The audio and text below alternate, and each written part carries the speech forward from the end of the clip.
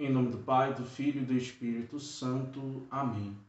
Vinde, Espírito Santo, e enchei os corações dos vossos fiéis, e acendei neles o fogo do vosso amor. Enviai o vosso Espírito, e tudo será criado, e renovareis a face da terra. Oremos, ó Deus, que instruístes os corações dos vossos fiéis com a luz do Espírito Santo. Fazei que apreciemos retamente todas as coisas, segundo o mesmo Espírito, e gozemos sempre da sua consolação. Por Cristo, Senhor nosso. Amém. Nossa Senhora, Rainha das Vocações, rogai por nós. Em nome do Pai, do Filho e do Espírito Santo. Amém. Meus caros irmãos e irmãs, é uma alegria podermos estarmos mais uma vez aqui juntos para partilharmos um pouco a respeito da nossa fé, nesse encontro da nossa pastoral da formação. E encerrando o mês vocacional, nós vimos ao longo do mês as diversas vocações que temos na igreja. Vimos a vocação ao ministério ordenado, vimos a vocação às famílias, vimos a vocação à vida consagrada. E encerrando esse mês, no último domingo, nós celebramos o Dia do Catequista. E é a ocasião propícia para que nós possamos falar um pouco sobre a vocação dos leigos na igreja, dentre os quais os catequistas fazem parte. E o Catecismo da Igreja Católica, no número 897, traz para nós a seguinte definição do que seria o leigo. Sob o nome de leigos, entende-se aqui todos os cristãos, exceto os membros das sagradas ordens ou do estado religioso reconhecido na Igreja, isto é, os fiéis incorporados a Cristo pelo batismo, constituídos em povo de Deus e a seu modo feitos participantes da função sacerdotal, profética e régia de Cristo, exercem em seu âmbito a missão de todo o povo cristão na Igreja e no mundo. E o Catecismo traz para nós essa definição e dela podemos extrair os diversos elementos que compõem a nossa reflexão. Em primeiro lugar, devemos entender que a missão do leigo é buscar o reino de Deus, buscar essa construção do reino de Deus, não dedicando-se a ele de um modo exclusivo, como se dedicam os padres, os bispos, os religiosos, aqueles que assumiram essa consagração especial a Deus, mas são chamados a construir o reino de Deus, exercendo as suas funções temporais segundo o desígnio de Deus. O que quer dizer isso? Quer dizer que no nosso trabalho, na nossa família, em qualquer âmbito que nós estejamos, nós somos chamados a ser presença de Deus nesses locais. E isso nós fazemos não segundo uma consagração especial, não segundo a recepção de um sacramento especial, mas segundo a nossa vocação batismal e crismal, de modo que todos nós que somos leigos somos chamados a trabalhar para que o Evangelho ele possa alcançar a todos.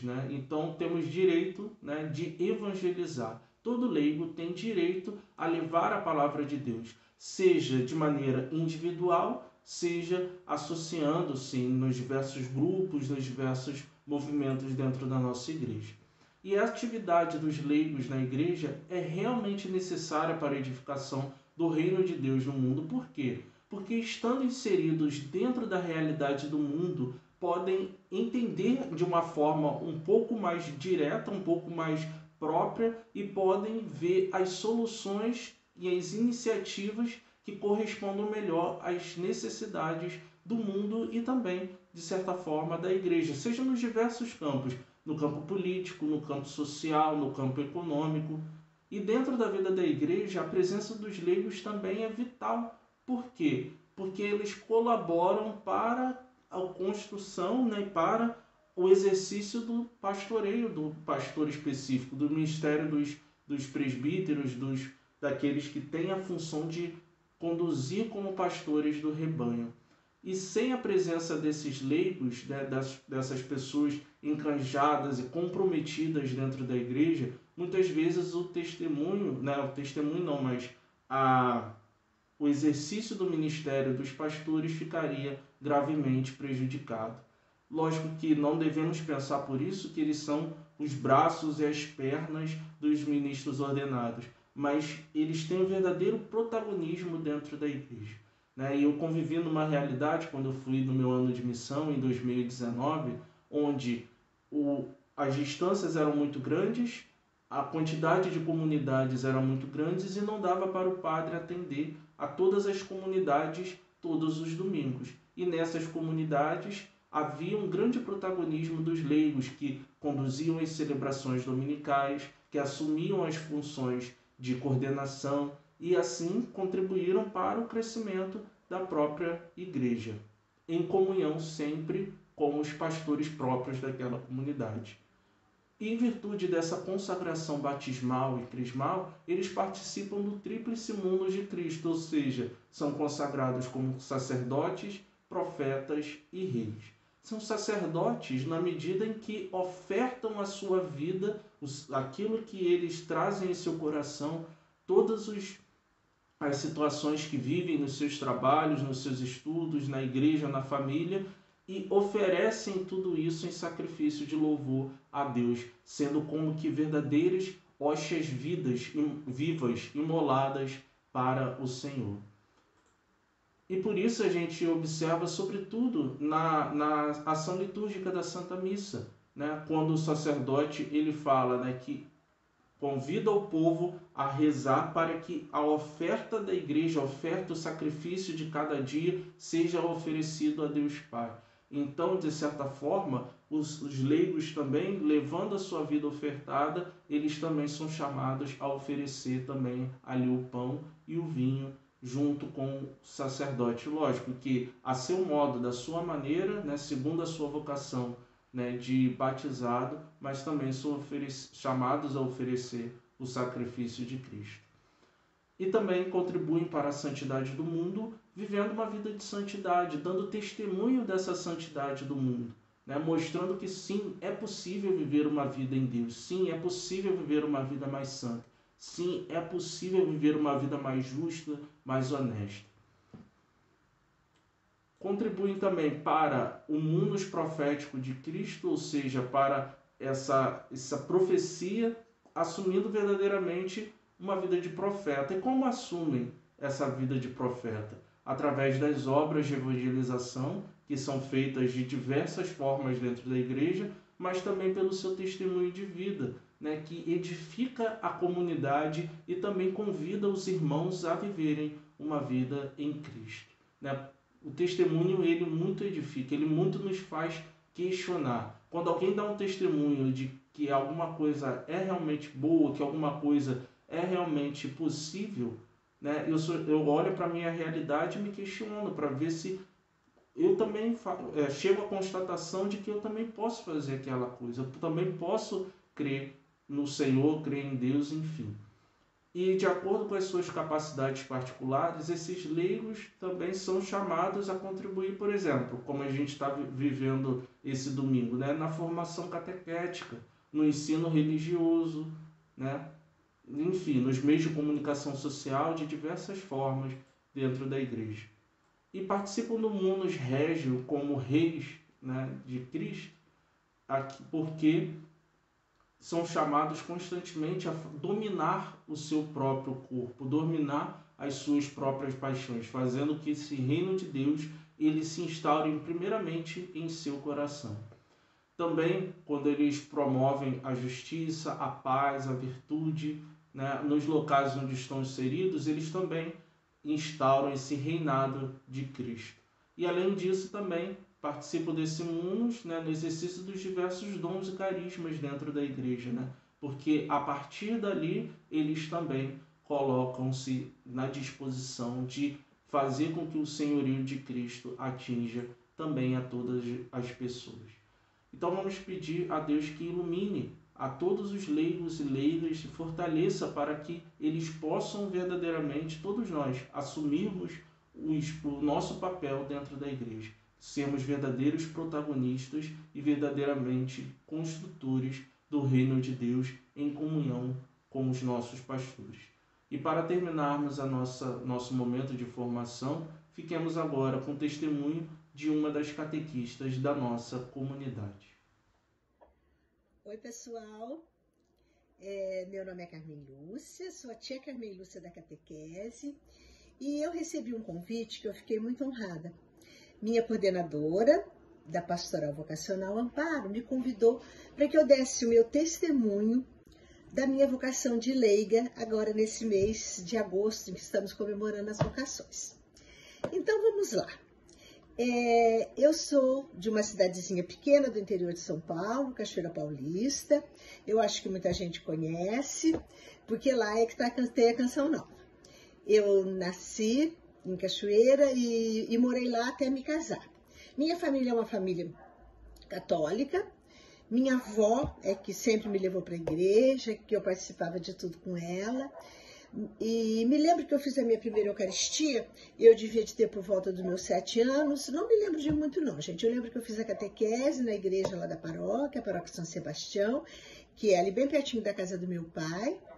Mas eu não me lembro, não tenho boas recordações da catequese, porque eu me lembro que a gente tinha que decorar as orações e falar decorado lá na frente. Eu tinha pavor daquilo e eu acho que eu criei um pavor tão grande que até hoje, se me mandarem falar o Glória, o A Salve Rainha, assim, é capaz que eu erre, porque de tanto pavor que eu tinha daquela coisa ser muito decorada e muito cobrada.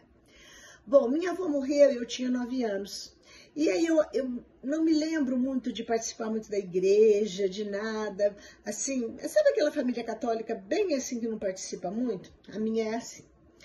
Bom, quando eu tinha por volta dos 15 anos, 16 anos, mais ou menos, um padre muito querido, que tinha acabado de ser ordenado, ele é de Cachoeira Paulista, Padre Antônio César Moreira. Ele estava na época dos encontros de juventude, de cursilho, e ele, junto com outros amigos dele que eram lá de Cachoeira Paulista, montaram o encontro de jovens, com jovens de Cachoeira Paulista. E aí eu fui convidada, eu tinha um namoradinho naquela época, meu namorado também foi, minhas amigas, e nós começamos então um trabalho que foi assim, uma coisa linda, gente. A gente fez um encontro daqueles que ia na quinta-feira, ficava sexta, sábado, saía no domingo. E a partir de então eu comecei a participar muito da igreja. Nossa, mas eu adorava aquele encontro, aquele pessoal, aquela coisa toda. Mas aí entrei na faculdade, briguei com o namoradinho, conheci meu marido. Conheci não, porque ele já era lá de Cachoeira, a gente já se conhecia, mas começamos a namorar quando eu tinha 19 anos. Já estava na faculdade. Nós nos casamos quando eu tinha 21 anos e fomos morar numa cidadezinha chamada Laranjeiras do Sul, no interior do Paraná. Gente, aí parece assim que eu esqueci da igreja. Porque meu marido também era de uma família católica, mas também não participava de nada. Ele me enganou, sabe? Porque quando a gente namorava, ele chegava até a ir à missa e tocava na missa, porque ele tocava violão. Mas depois, simplesmente, eu não ia na igreja. Mas aquilo, gente, aquilo no meu coração parecia que ficava faltando alguma coisa. Bom, eu mudei para Niterói e eu estava grávida do meu primeiro filho, do Rodrigo. Nós moramos 2 anos lá no Paraná e eu mudei em 1980 para Niterói. Grávida do Rodrigo, e aí sempre aquela coisa, né? Poxa, a igreja, sempre me chamando, parece assim, né? Que chama a gente. Eu ia na missa aqui, na missa ali, o tempo foi passando, coloquei o Rodrigo na catequese, já tinha o Felipe, eles fizeram a catequese no Abel, e eu sempre comecei a dar aula particulares aqui em Niterói. E um dia, eu tinha muitos alunos particulares, era explicadora, que nem eles falam, a tia Carmen que explicava dever para as crianças. E teve um dia que eu marquei um passeio de final de ano para a gente ir passear no monumento ali de Nossa Senhora Auxiliadora, que daqui da minha sala, do meu quarto, eu enxergo Nossa Senhora. E aí nós combinamos e fomos, eu e os meus alunos particulares, todo mundo foi junto para a gente fazer o passeio lá. Naquela época não era perigoso, gente. E aí, teve um menino, o Marquinhos, que se atrasou para o passeio. E aí, quando ele chegou correndo, a mãe dele falou comigo, Carmen, você me desculpa, mas ele estava na catequese, ele não podia faltar, porque já está chegando o dia da primeira Eucaristia dele. Eu falei, me interessei por aquilo, e ela disse, ele faz a catequese na igreja de São Judas. Vai lá que você vai gostar muito. O padre de lá é muito legal. E eu fiquei com aquilo na cabeça, gente. Aí eu ia na missa, às vezes no Salesiano, às vezes na Porciúncula, e aí um belo dia eu fui na missa da São Judas. E eu gostei muito. Gente, eu fui à missa, era um domingo de Ramos. E aí, nossa, eu gostei tanto da São Judas, gente, aquilo ali parecia que me acolheu tanto, e eu comecei a ir à missa na São Judas, às vezes eu ia na missa no meio da semana. E aí teve um dia, no dia 12 de outubro, que eu gostava de um lugar certo lá. Sabe aquela uma que gosta de marcar lugar na igreja, e sempre chegar cedo e sentar naquele lugar, como se eu fosse dona do banco. E aí teve um dia que, 12 de outubro, lembro direitinho, aqueles bancos estavam reservados. E eu fiquei muito brava. Falei, gente, por que o meu banco está reservado? O que vai acontecer aqui? Quando começou, né, a celebração, entra Fátima Brasil, minha grande amiga, com as crianças da catequese. E elas coroaram Nossa Senhora. Gente, aquilo bateu tão fundo no meu coração que vocês não podem imaginar. Aí eu continuei indo na São Judas quando foi um belo dia. Nessa época ainda era o Padre Ricardo. E ele falou, gente, estamos fazendo matrícula para catequese e estamos precisando de catequista. Eu não pensei duas vezes. Eu levantei, fui lá fora onde elas estavam fazendo a matrícula e me lembro direitinho que Carmen Maria Pataro estava sentada fazendo matrícula e eu falei com ela, eu quero ser catequista. Aí ela disse assim para mim, peraí que eu vou chamar a nossa coordenadora. Chamou Fátima Brasil e eu fui muito bem acolhida na igreja de São Judas. Aí comecei a ajudar na catequese, e aí tinha uma turma que era muito grande, e Fátima falou comigo, você não quer dividir essa turma com a professora? Era a catequista Norma na época. Falei, tá bem, divido sim. Ela falou, você tem que fazer um curso. Tudo bem, eu faço o curso. E eu lembro direitinho, gente, tem o meu caderninho. No dia 5 de março de 1997, eu comecei a fazer o CPC. E aí, não teve como. A catequese é a coisa mais linda do mundo. Gente, como foi bom eu ter entrado para a igreja, como foi bom eu ter participado da catequese. Logo, na época da Padre Ricardo, ele me convidou para ajudar a Fátima, eu era vice-coordenadora. E depois Deus mandou para a gente Padre Carme, né? Não tinha coisa melhor. My dear priest, gente, Padre Carme veio só para nossa alegria. E aí, quando ele foi a pároco, ele me convidou para ser a coordenadora da catequese. Então, eu estou coordenadora da catequese desde que Padre Carme é o pároco da nossa paróquia. Monsenhor Mota costuma brincar comigo que se eu estou pensando que isso é um cargo vitalício, que não é. Mas olha, gente, eu vou dizer para vocês, já pensei muitas vezes em chegar e dizer para Padre Carme que eu ia deixar a coordenação, que eu ia largar, mas não sei, eu não consigo, porque aquilo ali é a minha vida. Mas é lógico que a partir do momento que o Padre Carme dissesse, entrega essa coordenação, eu entrego, tá? Porque eu acho que o leigo tem que estar lá para servir. E em 2016, meu marido morreu, depois de 38 anos de casada. Gente, olha, eu fiquei muito, muito perdida, vocês não têm noção. Se não fosse a minha família de sangue e a minha família da São Judas, eu tinha ficado maluca. Então, eu tenho muito a agradecer a São Judas, muito a agradecer aos meus amigos, muito mesmo agradecer a Deus, né? Só posso ser grata por ser uma leiga atuante, participante. Eu acho que isso é uma graça que Deus nos dá. Depois disso, eu passei a participar do apostolado do manto de Nossa Senhora de Guadalupe. E o ano passado, durante a pandemia, entrei para a pastoral vocacional. Por quê? Uma outra bênção muito grande que eu tive foi de ser convidada para dar aula no seminário.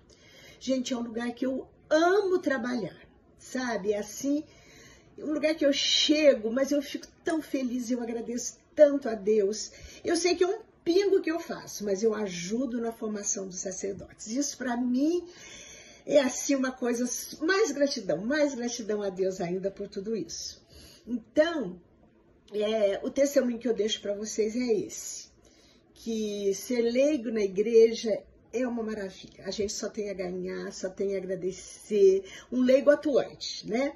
Só tenho a agradecer a minha família da São Judas, ao meu querido pároco Padre Carme, e agora ao nosso querido vigário Padre Alex, e a todos os vigários e padres que passaram por lá com a gente, que eu sou muito feliz, muito grata e só peço que Deus abençoe a todos vocês. Muito obrigada, porque eu amo a minha São Judas Tadeu.